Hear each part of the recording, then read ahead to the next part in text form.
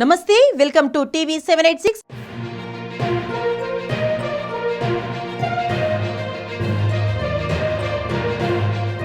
ఇక బులెటిన్స్ లోకి చూస్తే బాధ పెట్టి వాళ్ళని ఏ రకంగా ఇబ్బంది పెడితే ఇలా సర్దార్ పైనుంచి చిన్న పిల్లలు ఉన్నప్పుడు కూడా బాధకు తట్టుకోలేక నా పిల్లల్ని నేను రక్షించుకోలేను, నా ఇల్లు డిమాలిషన్ చేస్తారేమని భయపడి భయభాంతులతోని పైనుంచి చనిపోవడం అంటే ఇది నిజంగా బాధాకర విషయం.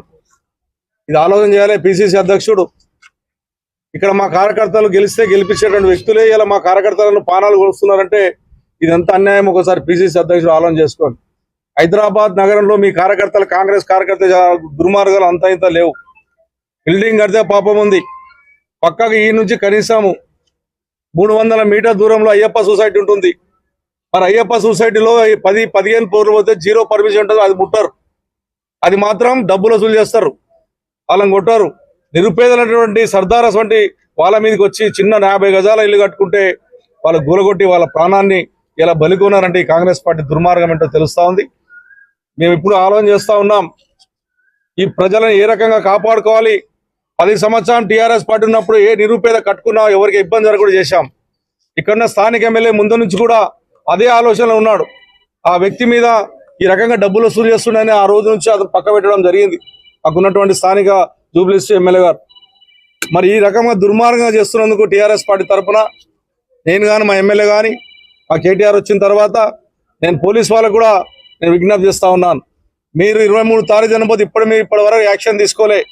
అతన్ని ఇంటికాడ పోలీసు వాళ్ళని పెట్టడం వల్ల మీరు అతన్నే రక్షించే ప్రయత్నం చేస్తారు తప్ప నిరుపేదకు జరిగినటువంటి అన్యాయం ఈ పోలీసు అధికారులు యాక్షన్ తీసుకుంటలేరు. ఇది మంచిది కాదు.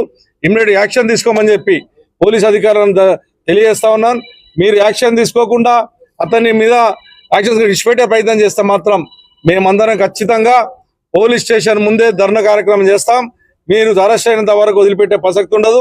ఖచ్చితంగా న్యాయం చేయవలసిందిగా విజ్ఞప్తి చేస్తా ఉన్నాను. ఇక మున్సిపాలిటీ అధికారులను చూస్తే మాత్రం ఆశ్చర్యంగా ఉంది. కాంగ్రెస్ పార్టీ వాడు ఎవడన్నా ఇల్లు కట్టాలి అన్నా కొనాలన్నా మున్సిపాలిటీ అధికారులు కంట్రోల్లో తీసుకుంటా ఉన్నారు. వాళ్ళు చెప్పిందే మున్సిపల్ అధికారులు చేస్తున్నారు. బిడ్డ మున్సిపల్ అధికారులు నేను చెప్తా ఉన్నాను మీ అందరికీ, శాశ్వతం కాదు రాజకీయం. మేము వచ్చిన తర్వాత ఒక్కొక్కరిని చూస్తాం, ఏ రకంగా చేస్తామో ఆఫీసర్లు హెచ్చరిస్తా ఉన్నాం. మీరు ఇష్టం వచ్చిన సీల్ చేసుకుంటా హైదరాబాద్ నగరంలో ఉన్నటువంటి 70 గజాలు 80 గజాలు కట్టుకున్నటువంటి వాళ్ళ నిరుపేదలను పెట్టే ప్రయత్నం చేస్తా ఉన్నారు, బలిదానం చేసే ప్రయత్నం చేస్తా ఉన్నారు. నేను కమిషనర్ గారు కూడా హెచ్చరిస్తా ఉన్నాను, ఇవి కంట్రోల్ చేయండి. 72 గజాలకు పర్మిషన్ లేకుండా కట్టుకునేటటువంటి జీవో తీసుకొచ్చింది ఆ రోజు టీఆర్ఎస్ పార్టీ కేసీఆర్ నాయకత్వంలో. పక్కకున్న అయ్యప్ప సొసైటీలో ఈ రోజు వరకు కూడా 100,000 ఇండ్లు కడితే కూడా పట్టించుకునేటువంటి దుర్మార్గమైన స్థితిలో మీరు ఉన్నారు. కాబట్టి ఎట్టి పరిస్థితుల్లో మీరు దీని మీద చర్య తీసుకొని నిరుపేదల దగ్గర పోదని చెప్పి నేను తెలియజేస్తా ఉన్నాను. మళ్ళొక్క సర్దారస్ వంటలకి అన్యాయం జరుగుతున్న మాత్రం ఈసారి ఏంటో టీఆర్ఎస్ పార్టీ తరఫున మేము ఏంటో చూపెడతామని చెప్పి తెలియజేస్తూ ఇక్కడ ఉన్నటువంటి సర్దార్ కుటుంబానికి పూర్తిగా సానుభూతి తెలుపుతూ మళ్ళా ఇటువంటి సంఘటన జరగకుండా ఆ కుటుంబానికి టీఆర్ఎస్ పార్టీ అండగా ఉంటుందని చెప్పి సందర్భంగా తెలియజేస్తాం. కానీ నిత్య జీవితంలో కానీ సంగీత వాద్యాలు కానీ వాటన్నింటినీ కూడా సేకరించి జయదేవ్ తిరుమలరావు గారు రకరకాల పద్ధతుల్లో వాటిని ఉపయోగంలో ప్రజల ప్రదర్శనకు ఉంచాలని ప్రయత్నిస్తున్నారు.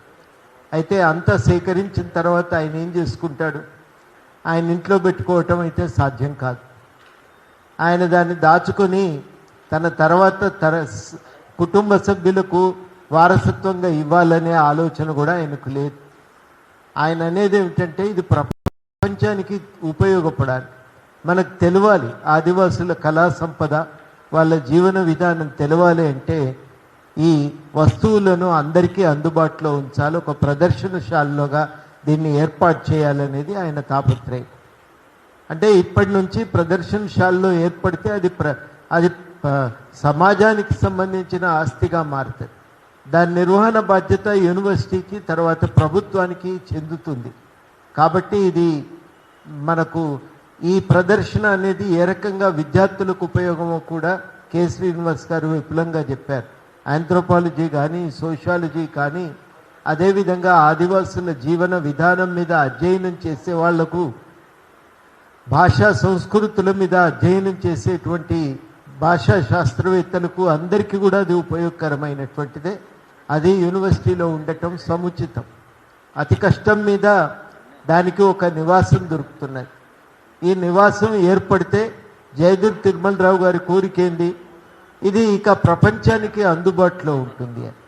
ఆయన చాలామందికి వ్యక్తిగతంగా దాన్ని చూడటానికి అవకాశం కలిగింది. రాష్ట్రపతి గారు కూడా దాన్ని చూశారు, ద్రౌపది ముర్ము గారు చూసి చాలా ముచ్చటపోయింది. రాష్ట్రపతి నిలయంలోనే పెట్టుకుంటాం, ఇచ్చేయమని అన్నారు వాళ్ళు. కానీ ఇది ఢిల్లీలో కాదు, ఫ్రాన్స్ వాళ్ళు చూసి మా దేశంలో పెట్టుకుంటామన్నారు. కానీ ఫ్రాన్స్లో కాదు ఉండవలసింది, దీని అవసరం హైదరాబాద్లో ఉంది, ఇది ఇక్కడి ప్రజలకు అందుబాటులో ఉండాలనే ఆలోచనతో మరి తిరుమలరావు గారు దాన్ని ఒక హైదరాబాదులోనే ఒక మ్యూజియం ఏర్పాటు చేయాలనుకున్నారు. అటువంటి ఒక మ్యూజియం మరి యూనివర్సిటీలో రావటం చాలా సంతోషదాయకం. అది యూనివర్సిటీకి అటు ప్రపంచానికి మధ్య వారధిగా ఉండగలుగుతుంది. అద్భుతమైనటువంటి ఆ కళా సంపద చూడటానికే కాదు, దాన్ని అర్థం చేసుకొని చాలా గొప్పగా రీసెర్చ్ చేయటానికి కూడా అవకాశం ఉంటుంది. అందుకని అట్లాంటి ఆద్యకళ మ్యూజియం యూనివర్సిటీలో రావటానికి అందరూ కూడా సహకరించాలని ఈ సందర్భంగా నేను అభ్యర్థిస్తున్నా.